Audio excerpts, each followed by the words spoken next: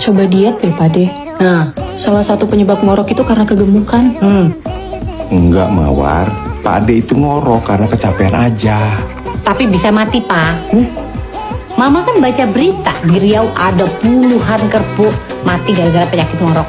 Mama, apa kan bukan kerbau? Lagian juga kalau terganggu ya tinggal bangunin aja. Iya, kalau orangnya sabar, Pak De. Aku juga habis baca berita ada seorang penumpang pesawat ditikam pulpen oleh penumpang di sebelahnya karena mendengkur. Hah? Minggu depan kan? Papa kan ke Jogja naik pesawat kan? Bayangin, Pak De. Penumpang di sebelah Pak De bawa pulpen yang warna-warni yang bisa diganti-ganti itu loh, Pak De. Aduh, yang warna itu paling sakit tuh. Enggak mau. Jangan.